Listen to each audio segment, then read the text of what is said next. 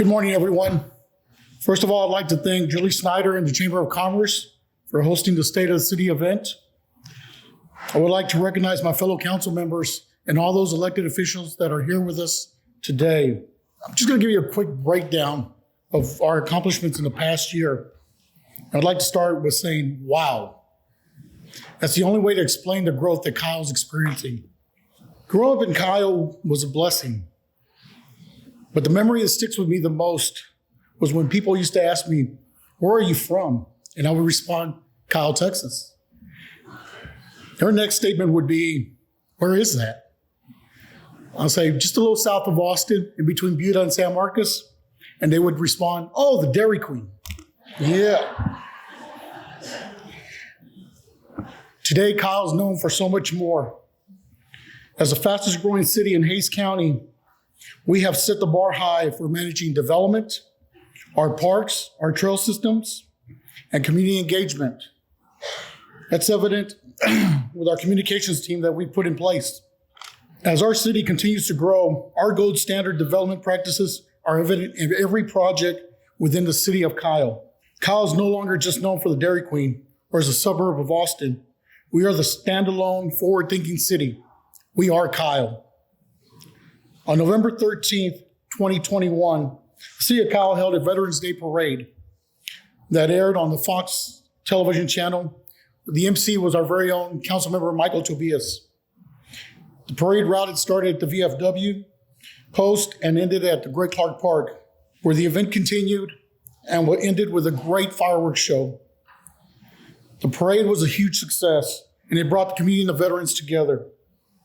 Our hardworking city staff, council members, and community members made the event possible in a short amount of time. Our task force on that event was Councilmember Flores Kale and Michael Tobias. Thank you for your hard work. With a new focus on bringing a sense of pride to our community, council and city staff made it a priority to improve the lighting and programming on our City Square Park during the winter holidays. The new 3D lighting displays brought out our residents and out-of-town visitors nightly for the month-long event. Local and neighboring city families were visiting our park and enjoying and taking pictures during the event. It was heartwarming to see our historic downtown square bringing joy to so many after a long year pandemic. 2021 was also filled with many groundbreakings and ribbon cuttings, starting with the Heroes Memorial Park, groundbreaking on May 2021. The park was designed by Phyllis Koski and his team at Nudge Design. Task force members were Alex Villalobos, Dex Ellison, myself, and later Council member Mayor Pro Tem Rick Coach, replacing Alex Villalobos. During the design phase, designers worked with the council task force to obtain feedback from the Kyle veterans, the VFW post, Kyle MVets, Kyle Police Department, and the Fire Department. The park will be a lasting tribute to all who serve unselfishly in our military branches and to all our first responders. It will also honor those who have paid the ultimate sacrifice in the line of duty. In July of that same year, we broke ground on the Verde Park in our brick and mortar district. Rebecca Leonard and her team worked with the council task force to create a beautiful park. The park will feature a splash pad, amphitheater, stage, dog park, memorial lawn, volleyball courts, and a large bobcat playscape with a slide. This park will be open to the public and will hopefully bring lots of joy to our community. It will also have a connecting trail to our Heroes Memorial Park with our partners Terry Mitchell and Rebecca Leonard as the designer. On November 7, 2020, citizens approved a bond for a new public safety center. 10 months later, September 17, 2021, the long-awaited and much-needed public safety center broke ground. While battling a pandemic and a period of civil unrest throughout our country, our residents showed their trust in our Kyle Police Department and the men and women who wear the uniform and serve in our community, and approved a bond. Council has made it a priority to see projects come to fruition in real time. This is accomplished when council and city staff work tirelessly together. November 4th, the North Point ribbon cutting took place. The 1 million foot square facility will create jobs for many of our local residents. For too long, Kyle's been known as a bedroom community. Residents had to travel outside the city for work, Bringing jobs locally helps stimulate the economy, but also relieves traffic on I-35 and other community roadways. It also opens the door for more dining options. With the influx of daily workers, more residents look to opening in Kyle. Historic downtown Kyle was important in the daily lives of the original residents. As Kyle began to grow in other areas, less and less residents visited our historic downtown. When trying to re-energize an area, the plan should start with identifying a starting point. The December 21st ribbon cutting of the redesigned and constructed Mary Kyle Hartson Park demonstrated the city's commitment to reinvesting in our historic downtown. The all-inclusive playscape and park programming hosts families and residents daily. Kyle Crossing is our next project. Phase 2 groundbreaking took place on March 22nd, 2022. This project will bring sit-down restaurants, retail entertainment, and outdoor venues. Residents of Kyle have conveyed how much they need dining in our area, in our city. The project will bring many restaurants to our area. I'll let the mayor touch on those in a little bit. On May 9th, 2022, Nitro Swim held its ribbon cutting ceremony on a 4,000 square foot facility. The facility will feature an instructional pool with 5 25-yard lanes, an Olympic-sized pool, 24 25-yard lanes, and 10 50-meter lanes as well. This amenity will help those young athletes in our area, but also those in our surrounding cities. It is important to think of the future dates that are coming up. September 11th, we'll have our Heroes Memorial Park ribbon cutting. August 22nd, La Verde ribbon cutting. And finally, in February 23, the Public Safety Center ribbon cutting. I'd like to thank a couple of people just real quick, and that's our city staff, our assistant city managers, also our economic development team, and all those that play a crucial part in what we are doing as a city. You know, we're a very unique council. We are very independent thinkers. We're headstrong and we're hungry, and we enjoy working and doing the job that's in hand. And it's really hard to keep all these individual thinking people together and on the same course. So at this time, it's my privilege to introduce that gentleman who's in charge of keeping that ship steered straight, Mr. Travis Mitchell, our mayor.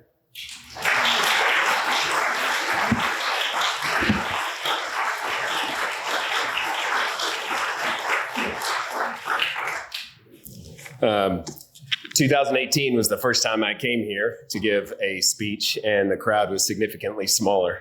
The size of the city was significantly smaller as well. So thank you, Mayor Pro Tem, for that introduction. Thank you, Rick, for being the title sponsor. We couldn't do these kinds of events without great sponsors. And so TDS has always been there for us, right? We really do. We really appreciate your partnership. Also, I don't know if y'all know this, but this is an event that causes always a little bit of consternation right before it starts, not just in me, but in those who are responsible for putting it on. And 1 hour ago, I guess maybe it's been an hour and a half, there was no power in this building, just so y'all know. We were preparing generators, I heard, and they were going to light up the mics and the PowerPoint, and there was going to be no AC, but we were going to have this event no matter what, right, Julie? Also, I want to say to Mayor Lee, how do you say it? Or Boofsky? I'm not exactly sure, but my good friend in Buda, thank you for coming here and attending and stealing my jokes, taking them back. We were walking up. That's what he said he was going to do, and he was going to get a survey of how this goes before he decides to plan his state of the city. So best of luck and break a leg. And then also, I want to point out, we have a special guest here, the first time she's been here, the youngest elected mayor in the history of the city of Kyle. Mayor Lucy Johnson is here. Can we give her a round of applause?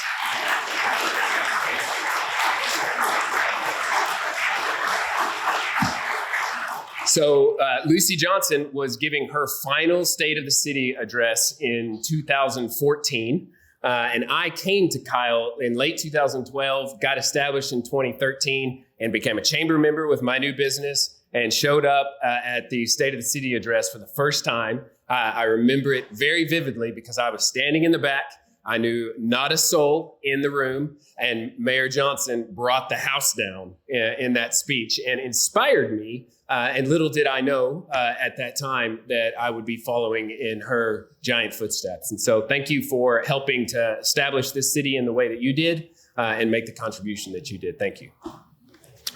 All right, so the title of this address is Building Momentum. Last year, the title of the address was Shaping Kyle for the Future. I thought that was appropriate then. I feel for sure that Building Momentum is the appropriate title now. If you've ever heard the flywheel analogy in Jim Collins' book, Good to Great, raise your hand if you've read that book and if you know. We got business folks in here. All right, that's a lot of folks. So the flywheel analogy is something I think about all the time. And I use merry-go-round because I don't think we really use the word flywheel very often.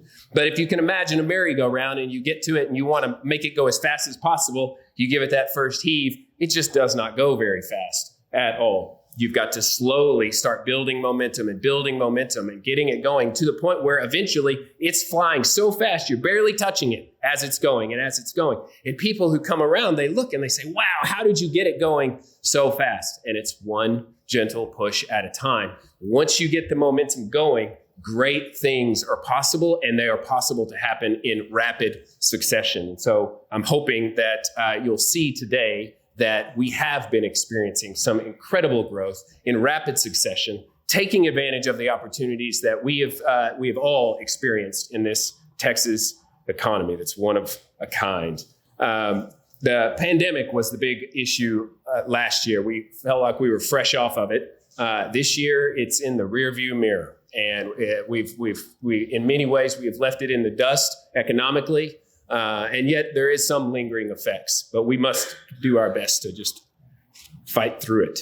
So I'm going to start with some of the growth statistics. Then I'm going to talk about the changes in the nature of employment in the city of Kyle. And then I'm going to talk about our mixed use districts and some of the great retail and restaurants that are coming. And then finally, I'm going to talk about projects that we have completed or are completing, and then projects that we are starting. And those are pretty exciting. So I want to visualize, if we can flip the slide to our building permits slide. So this is 2020. You can see in the first quarter of 2020, that was pandemic.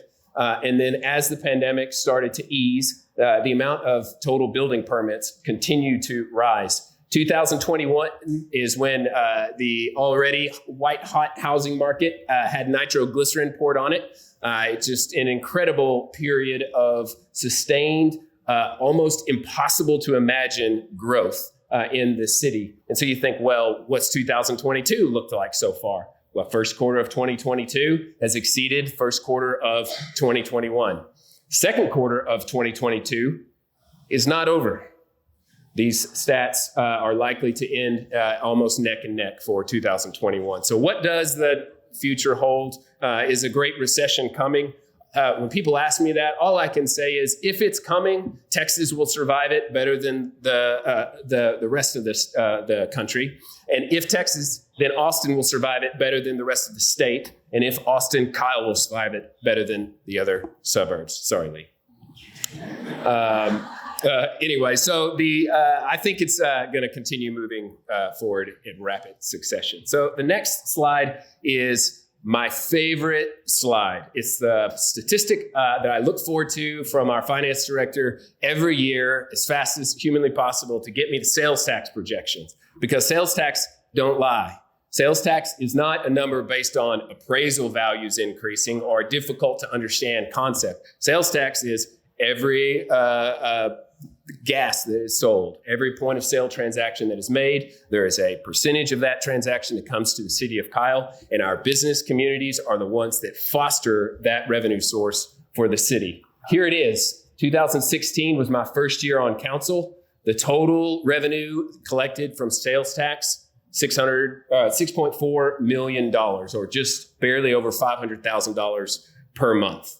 Fast forward to 2022, our projections this year, $14,234,000, which is over $1 million per month, with major sales tax producers on the horizon ready to start kicking into that fund in the following years. This slide deserves a round of applause.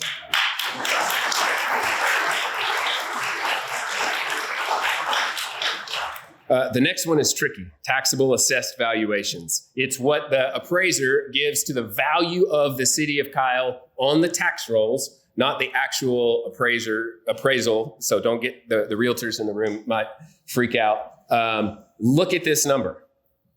This is 2022, $5.6 billion is what you would get if you sold Kyle for what the tax assessor says Kyle is worth. Going back to 2016, that number was $2.3 billion. In the last 2 years alone, the city of Kyle has increased in value $2 billion in 2 years. In 2016, the total value was just over $2 billion. That is a transformative amount of growth in value. I can feel especially the homeowners and the small business owners freaking out over that number just a little bit, right? So that's why this number is not my favorite number. It's maybe my second favorite number because it's comprised of two things. One is the growth in the city. That means new businesses, new homes coming on to the market, and also the increase in value year over year. And the greatest increase in the value came in 2021, which is reflected in the taxable values in 2022. So obviously last year, the housing market and the cost of everything went absolutely through the roof. And we all felt the pinch. The city, every project that we had force majeures being called on us, meaning contractors saying the cost of concrete just doubled and we can't fulfill our project to you anymore because we would go bankrupt. It has been an incredible strain on the city. But at the same time, as values go up, so too does your ability to profit from those increased values as well as afford to invest. That said, the city council did something on Saturday morning to try to directly address this particular slide as it relates to homeowners in particular. We recognize that probably the area where folks feel the increase in valuations and at corresponding increase in taxes the most is in single family homeowners. They are the ones who oftentimes feel like they are carrying that brunt and that pocketbook gets hit the hardest. So for the first time in the history of the city of Kyle, we passed unanimously on final reading on Saturday, quickly enough to make it on this year's tax rolls, a $40,000 homestead tax exemption, which translates to $500 million off the tax rolls given back to single family homeowners.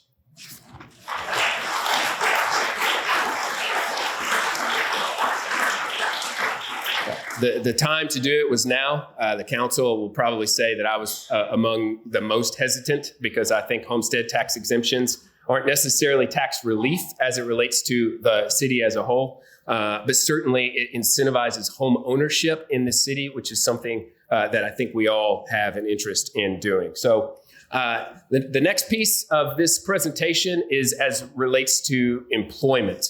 You know, the city of Kyle has been increasing its sales tax. We've also been seeing lots of businesses coming into the area, and in particular, lots of businesses that come and seek to take advantage of and seek of the resources of the spenders in the community. That's point of sale transactions, that's service industry, that's retail. I'm opening a business, come to me and I want to sell you something. But something has changed in the city of Kyle. That original type that I was just talking about, that kind of business growth, that's bedroom community business growth. That's just businesses that come as your population grows. The type of employment that we seek is employment who seeks to take advantage of the people in the community to make their business grow. We have had an extraordinary influx of new employers coming to the city of Kyle, and I'm going to go through some of those with you. First up, in our North Point development that Mayor Pro Tem mentioned, Outer Isle Gourmet. Outer Isle Gourmet makes keto-friendly, low-carb, grain-free, and gluten-free plant-based products such as cauliflower pizza crust and sandwich thins. Next, Lantern Delivery Systems. Lantern Delivery Systems provides overnight transportation and courier services to the agricultural, automotive, and trucking industries. Next up, Viking Supply Net. Viking represents global leadership in fire protection. They lead the industry in quality and innovation because fire protection is all they do. Their single focus is to support and enhance the efforts of independent fire sprinkler contracts. Next up, American HVAC's Metals Supply Incorporated. American Metals Supply is a leading wholesale distributor of sheet and coil steel, prefabricated duct and fittings, and a complete line of HVAC products. Next up, Plasticon. Plasticon Industries is a plastic fabrication company that looks to provide their services to industries such as medical, automotive, pharmaceutical, consumer, solar, and electronics. Next up, Simwan. Simwan is a tier 1 supplier for a large automotive client, specializing in making body parts for electric vehicles. I don't know who they're supplying to, but tier 1 sounds pretty good. All right, next up is Infarm. Infarm is on a mission to build a global farming network of climate-resilient vertical farms that are close to consumers. Vertical farming and the Infarm system provide a sustainable solution to feed a growing population in a way that's much better for the planet and is far more resilient and flexible in the face of climate uncertainty and supply chain disruption. All of that this year, North Point. Next up, HPI, Hayes Commerce Center. Tellworks. Tellworks Logistics is a full-service supply chain company with a singular focus on providing the best logistics services for their customers. Their services are all designed to improve efficiency, lower costs, and increase inventory and product visibility. Next up, White Glove Moving Storage and Delivery Company. White Glove Storage and Delivery is now an elite moving and delivery company offering exceptional storage services. They have expanded their services to interior designers, residential and commercial clients, builders, fine art and antiques dealers, as well as furniture showrooms all over the world.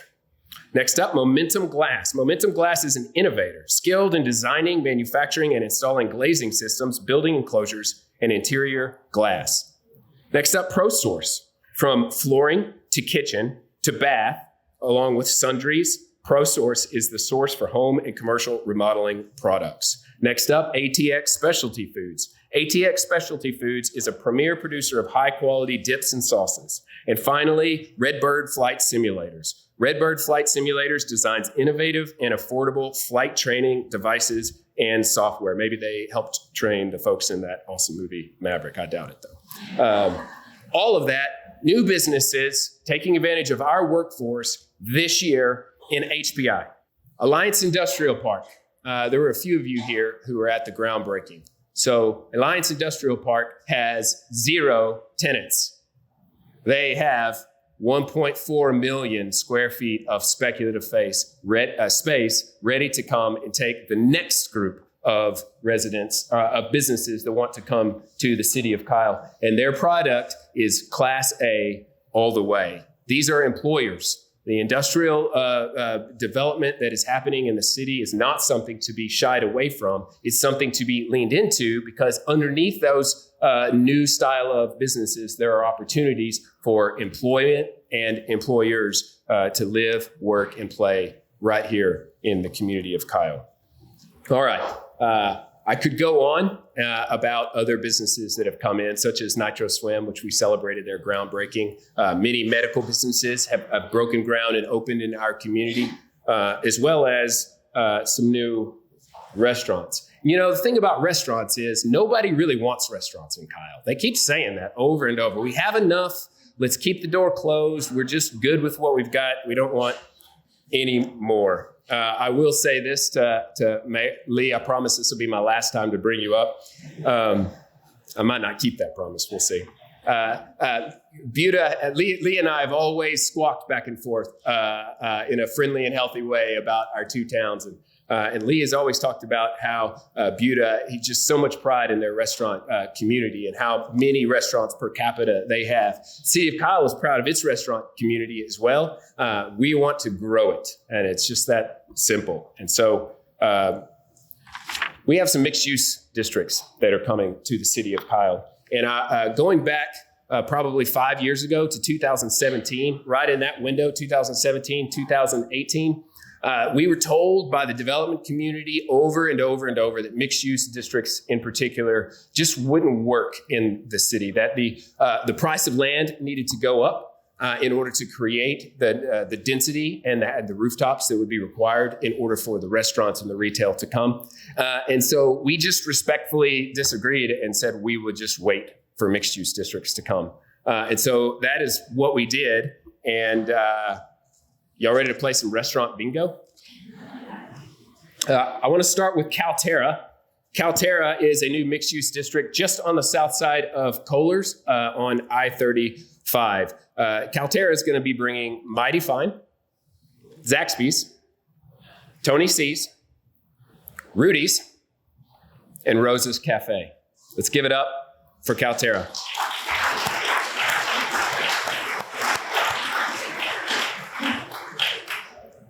All right, next up is Kyle Crossing, Phase 2. This is CSW development. Kyle Crossing Phase 2 is not bringing the most quantity of the groups that I'm mentioning, but they are bringing some exceptional quality restaurants. First up, Kyle Crossing is located Marketplace in 1626.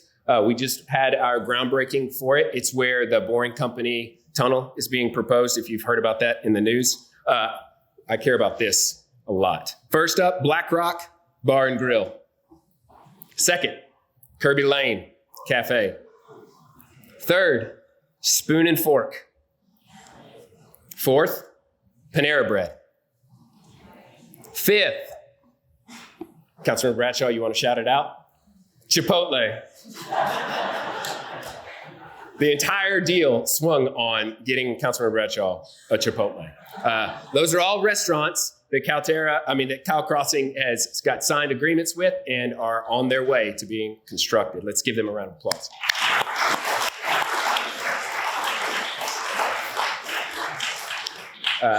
Travis Salvell told me that we were this close to being able to announce 4 other restaurants coming, all of them local Austin-based restaurants, at least 2 of them very well known, so stay tuned.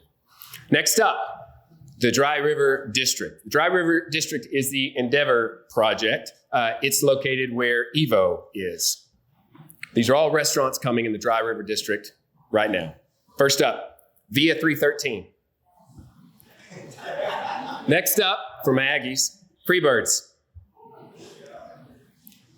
Next, Tiff's Treats.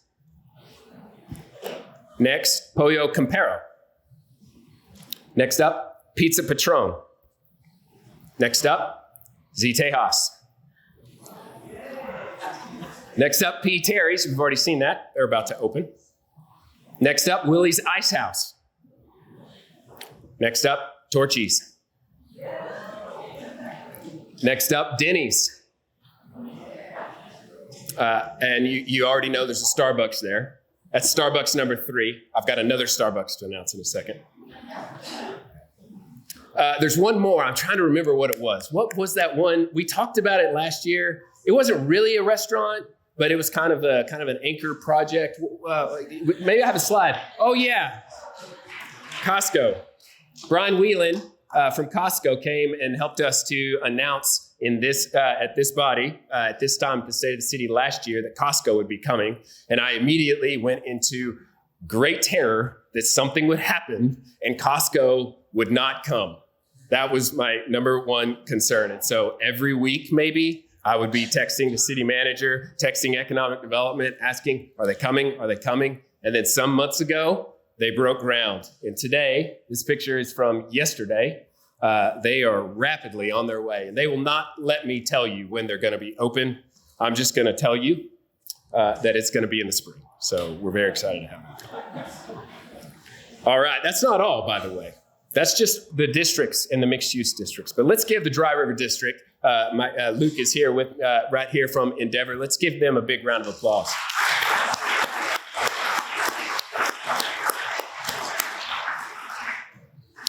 We also have in the brick and mortar district area, Walk-Ons is coming. We've made an announcement for Walk-Ons. They're coming right at the intersection of 1626 and Kohlers. There's a 4th unnamed restaurant coming into the Aviator, Texican, and La Ola space. So there'll be another one to complement there. You might have heard the announcements. We have a Waffle House coming next to Seton. I will never go to that Waffle House except when I do, which will be some for sure.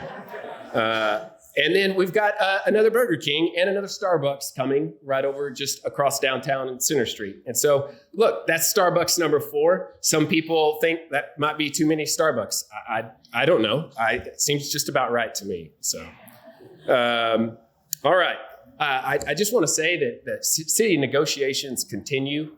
These projects and these restaurants that are coming are not the end. They are the beginning.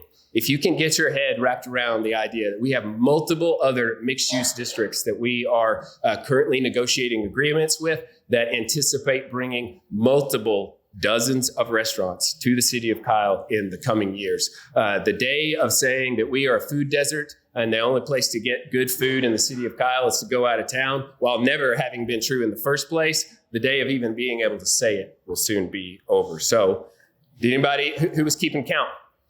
Anybody keep count? 28? All of them greenlit and on their way. So, all right. Well, those are I wanted to talk about employment and I wanted to talk about restaurants. Now I'm just going to briefly talk about the projects that we're completing and the projects that we are beginning, and then we'll wrap this thing up. So first off, the projects that we are completing, wastewater treatment plant expansion. 2016, when I was elected, there was discussion about how we absolutely needed to start a wastewater treatment plant expansion. And we are now 100% finished with our expansion, which means that we have capacity for this growth. The bad news is the growth isn't stopping, and we're already hearing from our city engineer that we have to start on our next one. So next up, the project I'm the most proud of, Alliance Water. I was asked already today, I get asked very frequently from folks who live in the region, in the city, and all around, how are you going to give water to all this growth and all these folks that are coming in? And I talk about this project at every state of the city because it is extremely important. It goes all the way back to 2007 when before when the city of Kyle went into a growth moratorium because we did not have water and we were over pumping the Edwards Aquifer in order to supply water just to the residents that we had at that time. And so the leadership in the city of Kyle, as well as working with San Marcos and Buda, Canyon Lake Regional Water Authority and the GBRA, slowly over time has put together this $500 million water project that has been steadily going at its business to bring water to the city of Kyle from Gonzales County in the Carrizo-Wilcox Aquifer, which is a sandy aquifer that holds just an incredible amount of water. And it is based on the entitlements that we have, will supply the water for the city of Kyle and our growth for 50 years. The water treatment plant and 32 miles of pipeline are going to be completed in 1 year's time, which means they are already big time under construction. The remaining project, which is 53 miles of pipeline and elevated storage tanks, will be completed by the end of 2024. And when that is complete, the spigot gets turned on and we start receiving our first water from that project. And I cannot wait for that day. Next project that we completed, which has already been mentioned, is the Mary Kyle Hartson City Square Park. That project opened in December 2021. These projects are not simple, so it just needs to be stated that, the city council in particular had an idea about how to fund this project, and we knew that it was going to be challenging. We were going to have to really preserve the space, and we were going to have to work with the community to make something like this happen. And we put it together, fully funded, cash funded. And who's been out there? Who's seen it? It's incredible. And it's also being incredibly maintained by our Parks Department. So let's give our Parks Department a round of applause for that. The next project we are nearing downtown is the relocation of our overhead power lines because we have this photogenic park and it is difficult to take a picture in just the right way to avoid the power lines. We're 74% complete on that project and those power lines should all come down by the end of the year. We also want to talk about the Heroes Memorial Park. This project is 95% complete. And you drive out there and you're starting to get just a glimpse of what it's going to be. This has been something we have been waiting for years now, multiple years, to take the bubble wrap off and bring to the community. It is very, very special. And I will say this about TDS, both Heroes Memorial Park, which is going to be complete here in just a couple of months, and La Verde Park, which will also be complete. Neither of those projects would have been able to get kicked off if we hadn't had an initial cash injection to pay for the design of these two parks. And that came from negotiating our agreement with Texas Disposal System. So when you're walking those parks, think about TDS, because they certainly helped bring that project to bear.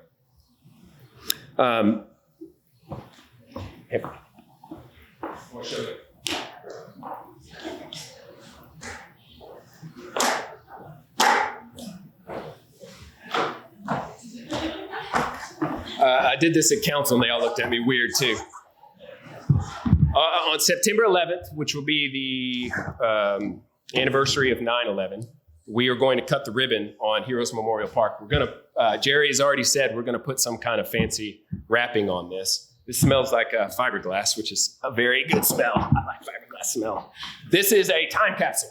So if y'all can see this inside, it's much bigger than I thought it was going to be. And this time capsule is going to be located on the plinth, which is black granite, right out to the middle of the park with a massive flagpole underneath that time capsule. It is set to be opened September 11th, 2101, the 100th anniversary of 9/11. The majority of the folks in this room were alive when the planes attacked the World Trade Centers on September 11th.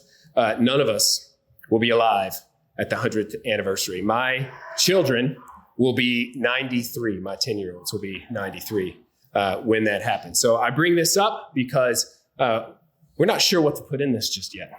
So what we do know is we want our first responders to have a say.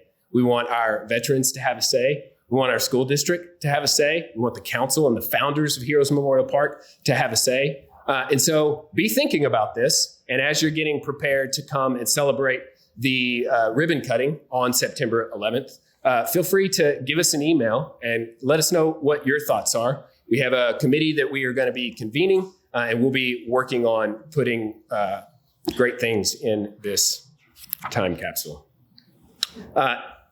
Next up is La Verde Park. La Verde is 55% complete. Grant, that was an awesome picture. I think that picture is my favorite picture that I've ever seen you take. So there's our Bobcat. La Verde is the first truly urban park that we have built. It is very strategically located at what will ultimately be from a population density standpoint, the densest area in the city, and also around the most restaurants and retail in the city eventually. So that project is about 55% complete, and we will be opening that up at the end of the year. And then finally, the Public Safety Center. That project is 35% complete. If you talk to the police about the Public Safety Center, they will tell you just how long it took to bring this project to reality. And we had to work with landowners. We had to work with council, with ourselves, and negotiating to figure this out. We had to ask permission of the voters. And I just could not be prouder of that project. But Public Safety Center is also one of the projects that we are completing. So, wow, that's a lot. Now, wow, that's what Mayor Pro Tem said. That's my adjective as well. Now it's time to look forward. The thing is, cities don't sleep, and the growth isn't going to stop, and the flywheel is turning. And so what are we going to do with all of that momentum? First up is what Brick and Mortar's Main and Main. This is an $8 million construction project that we have set, and council has recently approved to complete the streetscapes between La Verde and Heroes Memorial Park. These are not typical streets. These are complete urban streets, highly walkable with cultural trails, as well as additional parking on the north side of Heroes Memorial Park. And as a part of this agreement, the developers, landowners are conveying roughly $8 million in land value to the city of Kyle. One of those parcels is a restaurant site that will sit right on the corner of Heroes Memorial Park.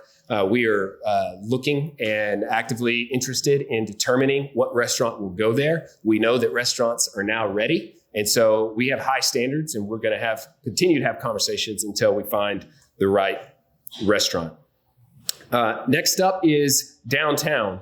So you've seen Mary Kyle Hartson, but right next to Mary Kyle Hartson on Burleson, 104 South Burleson, is a house that was owned for many, many years by former mayor Pete Krug and his wife, Penny. In 2016, they sold that house to the city, and the city named the downtown Old City Hall after them, which is now called the Krug Activity Center. It has been our goal and dream for a long time to redevelop this side of Burleson, and BGK Architects has been retained by the city and is currently designing a very interesting 3-story building concept that the city council is committed to pursue funding and construction on. Lower floor would be restaurant, second floor would be all Class A office, and third floor, it is envisioned to be a small events center. So that's something to look forward to in the coming couple years, 104 South Burleson. The next thing I want to mention is our 2020 Parks Bond projects in partnership with Hays County. So in 2020, we asked the voters to support the building of the Public Safety Center.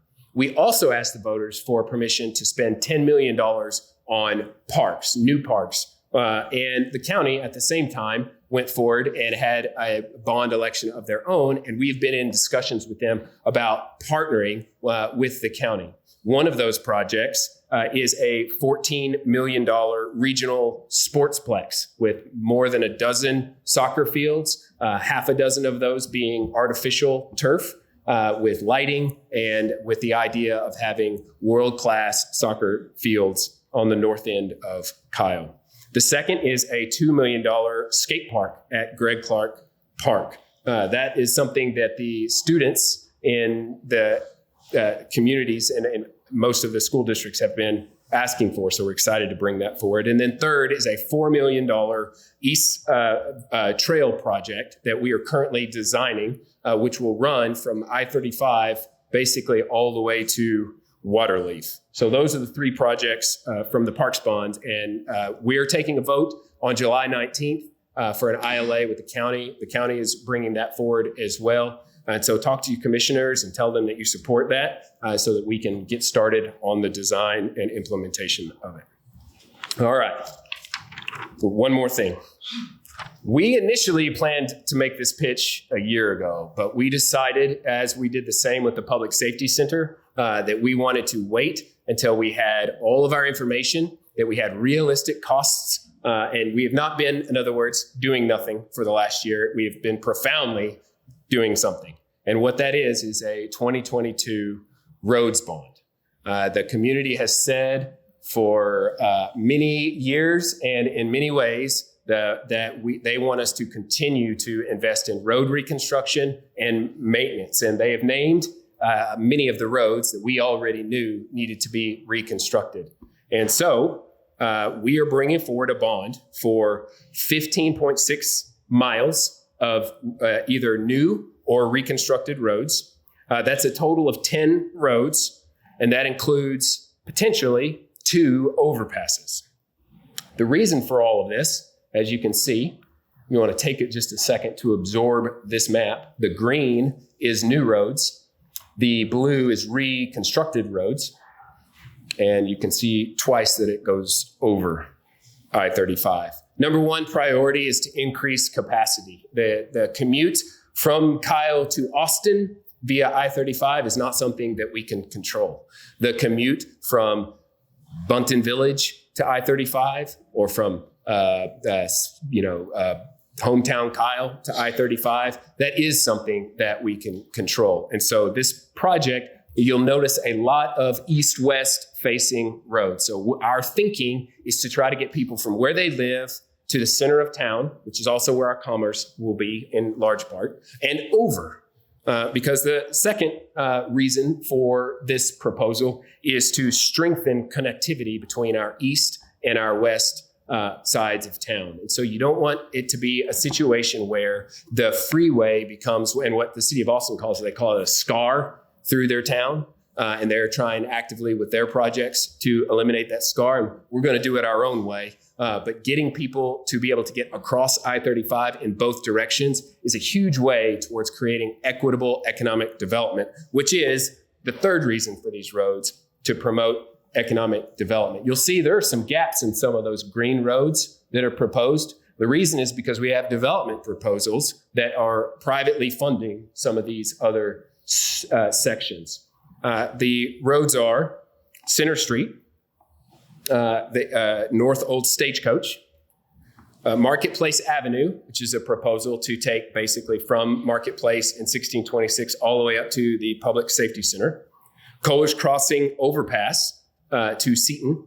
And so if you go back to the map, you can see how Kohler's Crossing will cross I-35 and then loop back around to Seton, creating one continuous drive, which would be pretty amazing. Windy Hill Road, there was a section that's already been redone through using city funds and grant dollars. This completes that section all the way to I-35. Major stretches on Beebe, as well as the Kyle Parkway extension. That brings Kyle Parkway all the way back around. Lehman Road extension, you can see where that is, as well as the Goforth extension. And Goforth is very ambitious north-south road that we are trying to bring together. And then also Bunton Creek Road, as well as what we're calling RR 150, which is the lower section and includes an overpass over I-35 between Center Street and Yarrington. Certainly the overpasses are big ticket items. The thinking here is to bring the items to the voters to get them funded and started with engineering, but with understanding that there are opportunities for partnership with TxDOT and Campo. We have to do our part to get these projects ready, though, and hopefully that will take place. But over the next 6 weeks, the City Council is going to be receiving these proposals and deliberating on the costs and merits of each road. So please stay engaged as we go through this process and determine what bond package that we bring to the voters. We need informed residents. We need residents who are advocating for the future of the city. And it is my belief that this bond proposal is certainly in that vein. All right, time for my conclusion. I didn't mention anything in this speech about our staff, and I felt Mayor Pro Tem kind of having that same desire because there's so much going on in the city. It's real easy to overlook the departments and the people that fund and fuel all of the growth ultimately and maintain our streets, they maintain our parks, our engineering, building department, our finance department, our HR department, our city office of the city secretary, information technology. We would be lost without Matt and his team. Those groups right there are the groups that you never see or hear from unless there is a problem. And we have some just incredible folks in those departments. Let's give them a round of applause.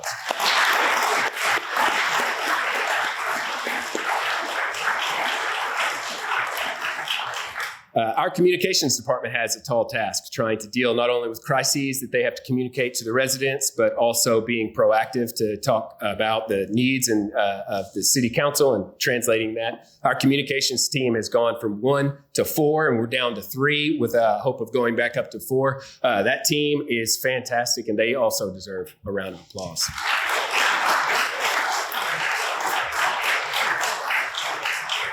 We have an emergency management department now. It's a department of one. I don't know if Will is here, but it is very exciting to finally be to the point in a city where we can start to fund a department whose sole purpose it is to prepare for the worst. And I can tell you, the worst always comes, and you got to be prepared. And then also our planning and our economic development departments. These are the departments that are right at the forefront of development. So many of the folks in this room in particular have interfaced with our economic development department and our planning department. They have to work very hard in order to keep up with the amount of pressure that this kind of growth brings to our city. And they do it every single day, going above and beyond. So I want to give a shout out to our planning department, our economic development department.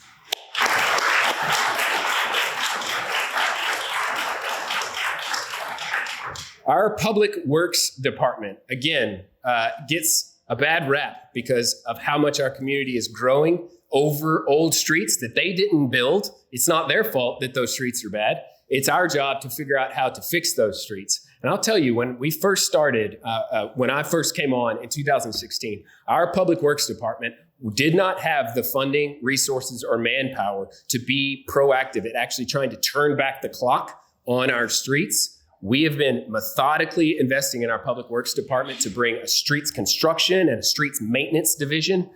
They are turning back the clock. We are microsurfacing our own streets, and we are doing small reconstruction projects to help preserve the life of our road while bringing big bond projects that are outside the scope of a public works. So put it all together, and that's how over time you slowly turn back the clock. And our public works department is really doing a great job there.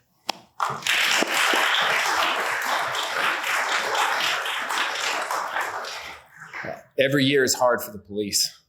I don't know what else to say. It's hard to be a police officer in the 21st century. I don't know how you do it. This community loves our police department, and the events in Uvalde that took place here not too long ago sort of shook us all, I think, to our core. I have 3 kids in an elementary school, and my wife works as an elementary school librarian. And so when the events of Uvalde took place, it was terrifying to me, as well as to many of us in the community who are parents. Worse was the realization that there were response tactics that the police participated in that proved to be potentially fatal in their errors in Uvalde. And they've been widely reported as errors, which causes everyone, including the mayor, to ask the question, how would our police department respond?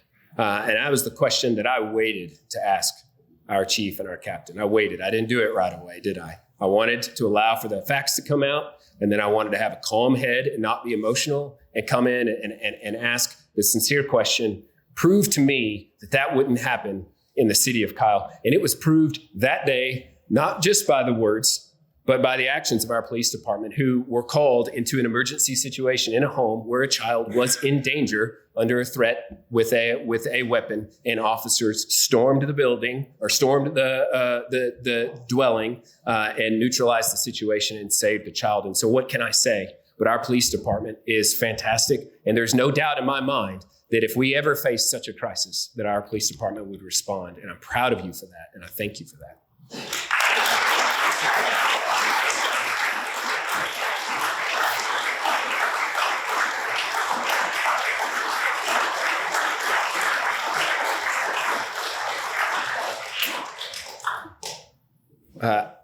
Our poor library is next. They have to follow the police. You know, our budget continues to grow, so too does our cost. You want to know who never comes to City Hall saying they need to double their budget?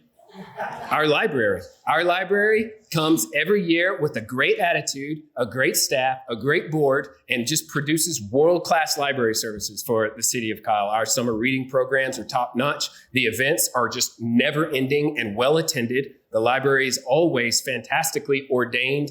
And so just give it up for our library. We have a great one.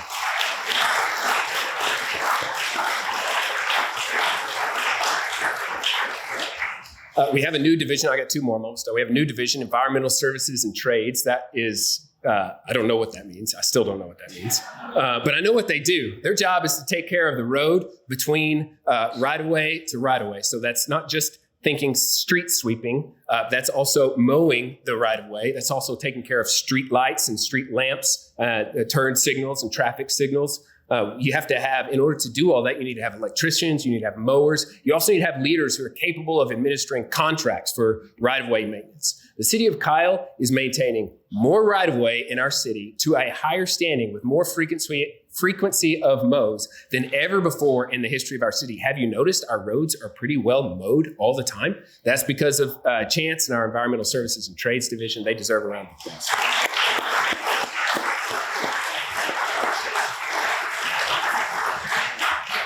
I saved the best for last. It's Parks and Rec. They made a sitcom after this department.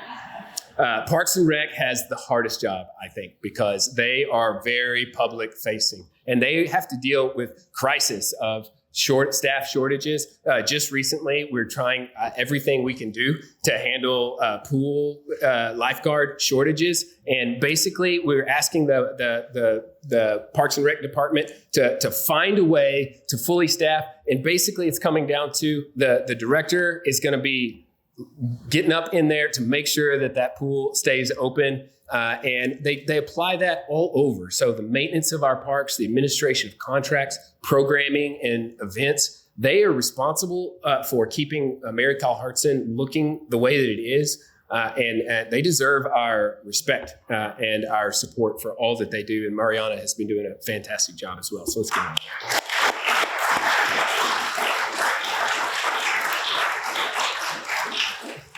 All right, I'm just going to conclude. I kind of hinted at it earlier, and in my meeting with Chief and Captain, they mentioned that wellness checks are on the rise. The pandemic isn't in our rear view, but certainly from my vantage point, there are still effects, as I see it, in our community. It's happening sort of at the level of the relationships at this point. I see those relationships being strained all over the community and within organizations and our own organization, among the body, the city council and the leadership, and in the families and in the communities throughout town. And I just want to conclude by giving you just encouragement to just say, keep going, keep fighting, don't give up. The sun will rise tomorrow. The sun will rise the day after tomorrow. And what we choose to do, we can choose to be a critic. We can choose to stand back. We can choose to be timid. We can choose to be a victim and play it as if the world is against us. Or we can choose to lean in. We can choose to contribute. We can choose to show love and empathy and respect for our neighbors. And I want to implore you, if you are a developer, if you're a staff member, if you're a council, for myself and for this community, lean in to each other, show love to each other, let go of the hardship. Thank you very much.